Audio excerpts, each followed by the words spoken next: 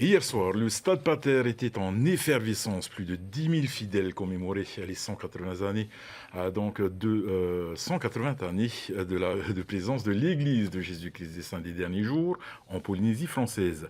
À ce qu'on appelle communément les Mormons, compte 97 congrégations et près de 30 000 membres au Fénois. Le reportage de Méréthéato.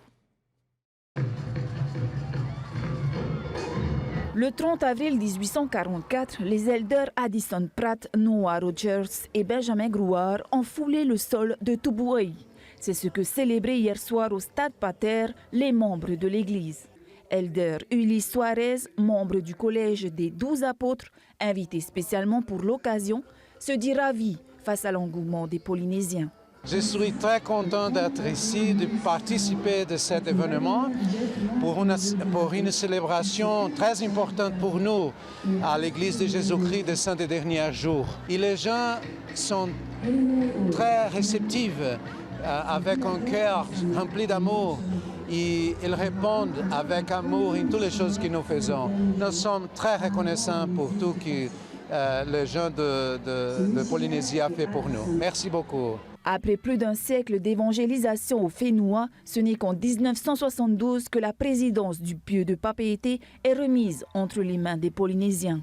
Elder Jean-Michel Carlson est l'un des tout premiers pionniers après les elders Tehina Tapu et Victor Kev. Ce que j'aime beaucoup, c'est de voir la force de la jeunesse. Ils sont forts, et même les enfants donnent fort témoignage. C'est ça qui est formidable.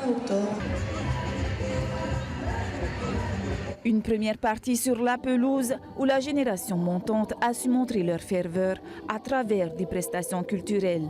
Ensuite, les 1000 choristes ont donné de la voix depuis les gradins dans la deuxième partie de la soirée.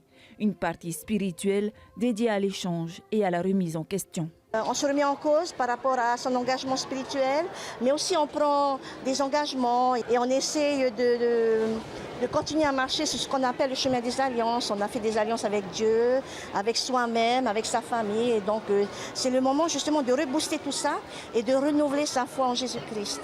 Je suis du Brésil et j'ai grandi au Brésil, mais je veux beaucoup de similarités avec notre peuple pour qu'ils soient heureux comme les Polynésiens. Et je crois que je peux connecter avec les gens ici très bien. Je me sens chez moi quand je viens à Polynésie française. L'Église de Jésus-Christ des Saints des Derniers Jours projette de construire un nouveau temple à Raiatea dans 2 ou 3 ans. Ce sera le deuxième en Polynésie française.